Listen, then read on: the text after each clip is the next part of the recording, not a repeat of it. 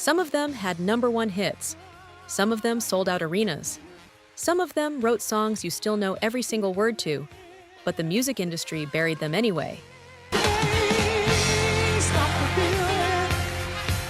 These weren't small artists. These were legends. And somehow, the world just moved on without them. Tonight, we go back to the decade when R&B was at its most powerful, the 1970s. And we ask the question nobody wants to answer. Where did they go? This is the story they never told you. And some of it will change the way you hear these songs forever. The Chi-Lites. Oh Girl. Trouble if you left me now, 'cause I don't know where. Oh girl, I'd be in. That harmonica intro, slow, simple, almost like a question being asked in the dark. And then Eugene Record's voice comes in. The Chi-Lites from Chicago were doing something that most male R&B groups were too proud to do. Being completely, embarrassingly, beautifully vulnerable. No posturing, no performance of toughness. Just raw feeling, wrapped in gorgeous harmony. They say, let the one leak like crowd. Signed to Brunswick Records out of Chicago, the group charted with Have You Seen Her at #3 pop in 1971. Then Oh Girl went all the way to #1 in 1972. Paul Young covered it in the 1980s. Millions of people heard that version, but most of them never traced it back to Eugene Record and these 5 men from Chicago. Here's one of the great almost moments in R&B history. Yeah,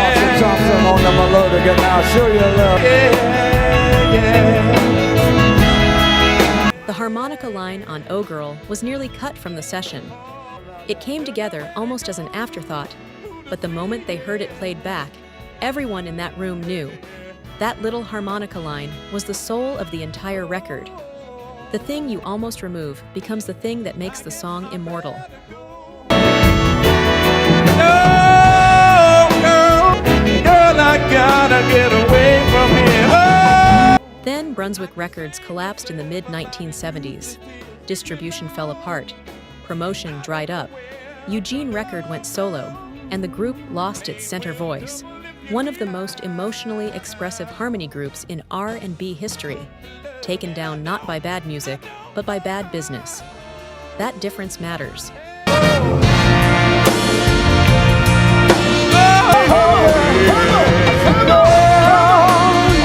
If this channel is finding you the artists that history forgot, stick around. Hit that subscribe button for Soul Lens. We are building a home for real R&B and soul. The kind that heals. The kind that tells the truth. Come back whenever you need a song that actually understands you. I can't stay. #8. Ann Peebles. I Can't Stand the Rain.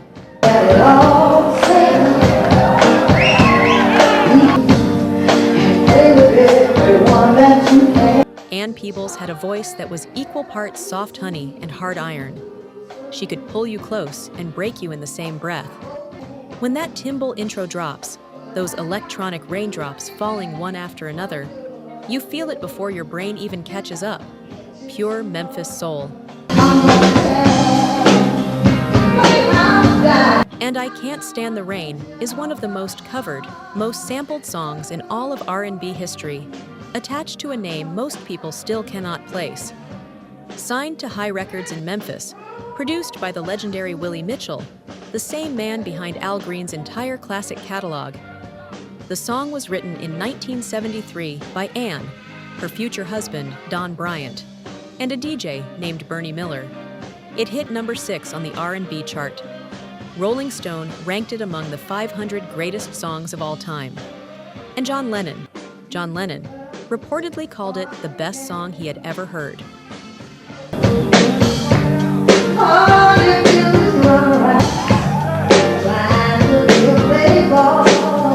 Missy Elliott later built her debut single, The Rain, Supa Dupa Fly, directly around it. But here's how the song was born. Ann and Don were on their way to a concert one night. It started pouring rain. Ann said out loud, "I can't stand this rain." Don Bryant perked up immediately. They turned around, went back home, and wrote the song. They never made it to that concert. Willie Mitchell added the raindrop timbre effect the next morning. When High Records shut down in 1979, Ann stepped away from music to focus on her family. She came back occasionally over the years, but a stroke in 2012 ended her performing career. She was inducted into the Memphis Music Hall of Fame in 2014, long overdue. The world sampled her genius for decades without saying her name loudly enough. Ann Peebles made a masterpiece and walked away quietly. Our next entry did the exact opposite. She walked into every room and told every arrogant man exactly what she thought of him.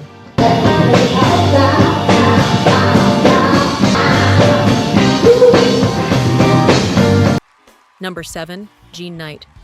Mr. Big Stuff.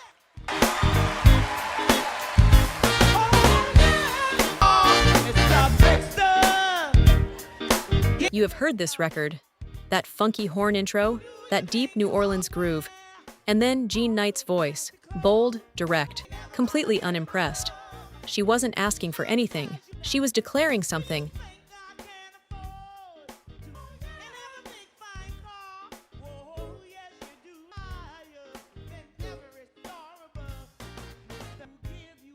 Released on Stax Records in 1971, produced by Wardell Kazirg, one of the great unsung architects of New Orleans R&B. The song hit number 2 pop and number 1 R&B. It went gold. Over 1 million copies sold. Mr. Big Stuff has appeared in dozens of films and television shows since, and it still sounds just as sharp today. Here's something people don't often know. Jean Knight wasn't even the original artist Kazirg had in mind for that track. But she heard it, she owned it completely, and after that, there was never any question. Sometimes the right voice finds the right song, and the universe just clicks into place. Then Stax Records imploded in the mid-1970s, one of the most devastating label collapses in music history. Jean Knight lost her platform overnight. She kept recording, but the industry slowly reduced her to a novelty act. Mr. Big Stuff, you give my love. I want love in return. She deserved sequels to Mr. Big Stuff. Instead, she got a collapsing label and a music business that had no idea what to do with a woman who refused to be anything but herself. Jean Knight stood her ground, and her record still knocks. Number 6, Harold Melvin and the Blue Notes. If You Don't Know Me By Now.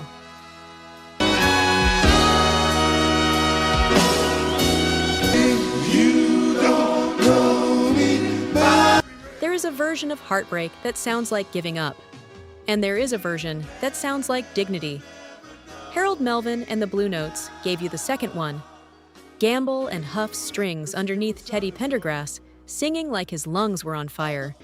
And Harold Melvin, the architect, holding the entire thing together from the shadows. Philadelphia International Records, 1972. Now, baby, like I understand you. If You Don't Know Me By Now hit number 3 pop and number 1 R&B. Grammy winner. They followed it with The Love I Lost in 1973, one of the first proto-disco records ever made, and Wake Up Everybody in 1975. Serious music, socially conscious, speaking directly to Black America about real love, real struggle, real life. Here's something that surprises almost everyone who hears it. Teddy Pendergrass was originally the group's drummer, not the lead singer, the drummer. He stepped up to the microphone almost by accident when the previous lead singer departed. And within months, he became one of the most powerful voices in American R&B. He didn't start as a singer, he became one.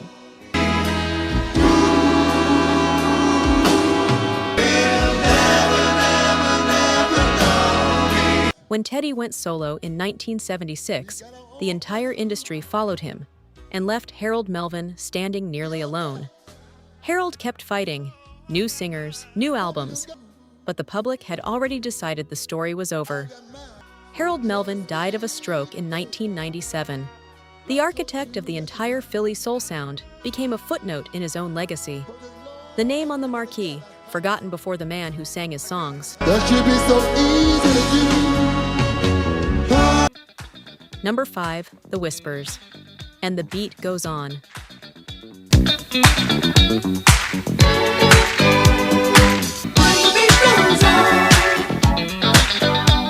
Some groups never get a defining moment.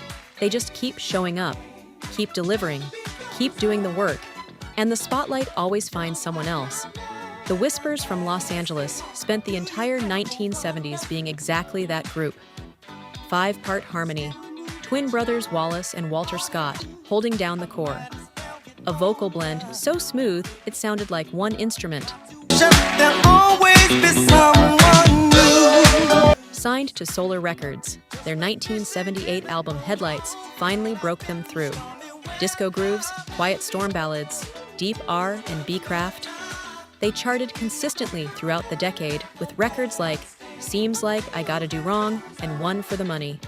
Underplayed, underappreciated, deserving of far more radio time than they ever received. But here's the moment that tells you who the Whispers truly were as people. I keep my feet on solid ground. Cite when Donny Hathaway died in January of 1979. The Whispers recorded a full musical tribute to honor him. And then they quietly established the Donny Hathaway Scholarship Fund for underprivileged youth, out of their own pockets. No press release, no announcement, no attention sought, just genuine, quiet love for a fellow artist.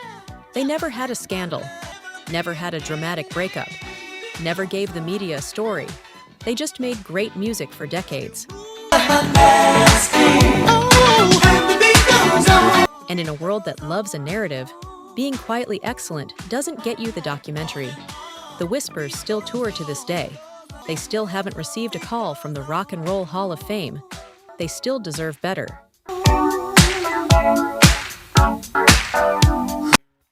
Number 4, Tyrone Davis.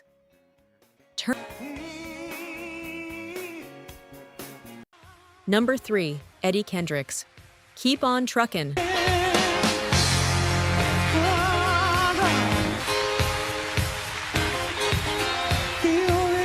You know that voice, that high, floating falsetto that seemed to defy gravity. Eddie Kendricks was one of the founding voices of the Temptations. He sang lead on Get Ready, on Just My Imagination. And in 1971, he walked away from one of the most successful groups in Motown history.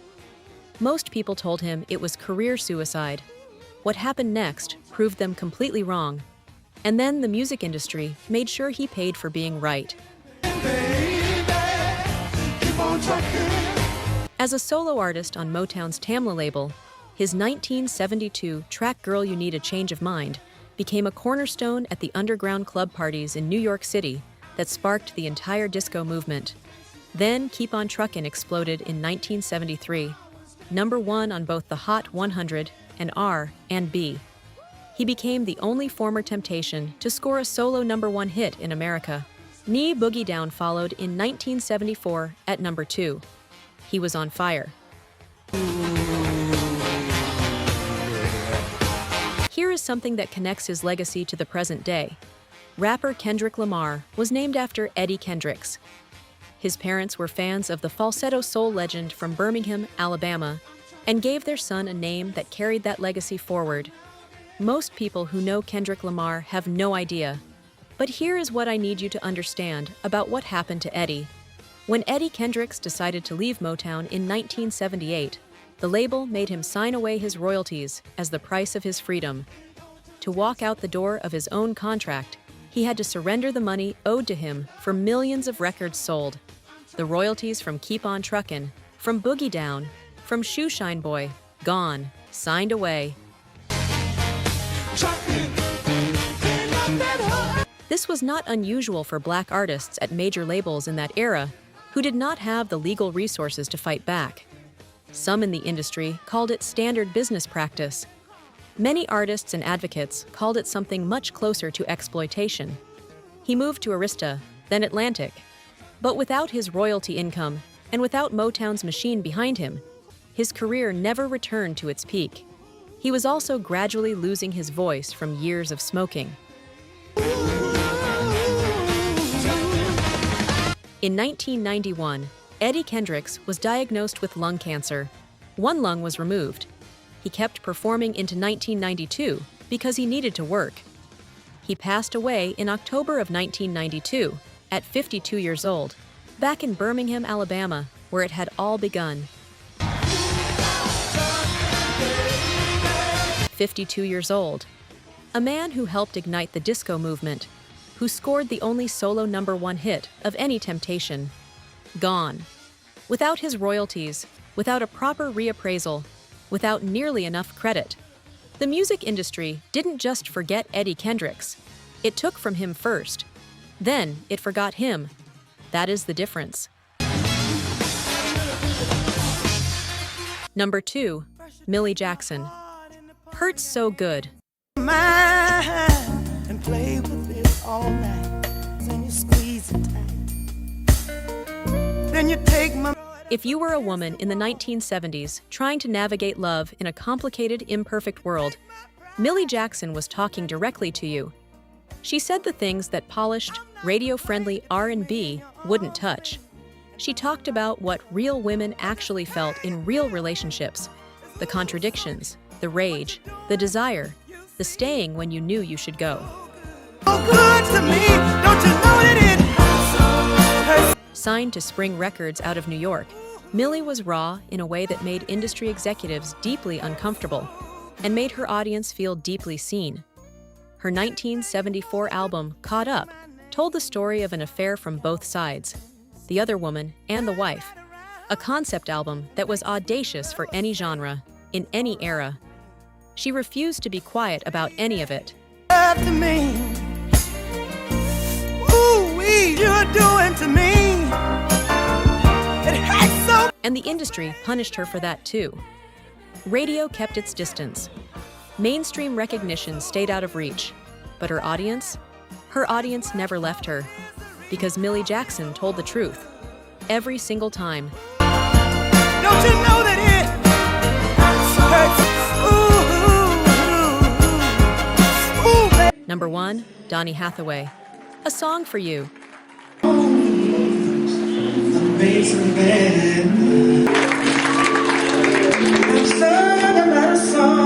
There are artists. There are great artists.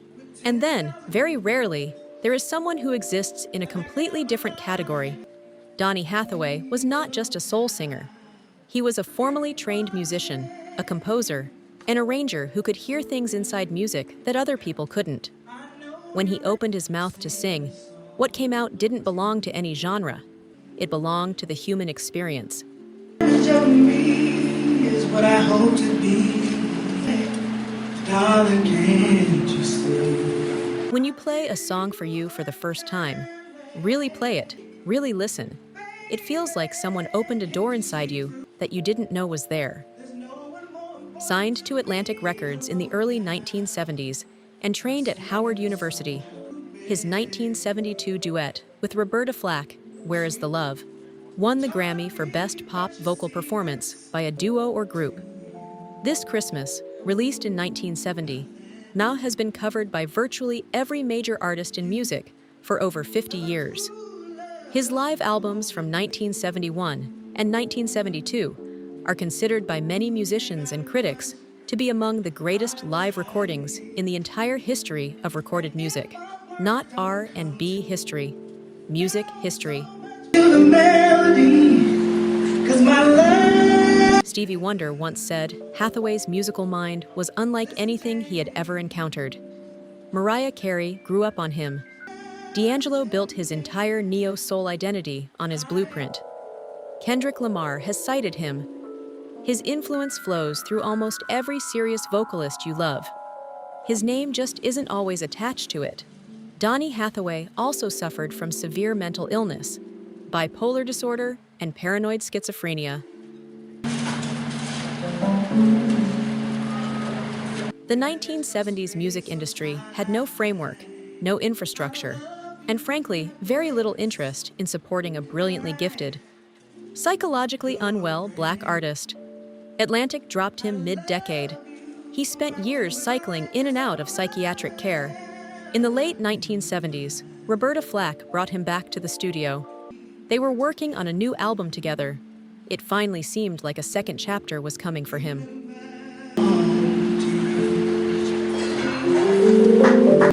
We were alone, and I was singing this song. On January 13th, 1979, Donny Hathaway fell from the 15th floor of the Essex House Hotel in New York City. He was 33 years old. The death was ruled a suicide. And the world moved on, as it always does, leaving behind one of the most extraordinary musical voices ever born, and a life that deserved so much more care than it was ever given.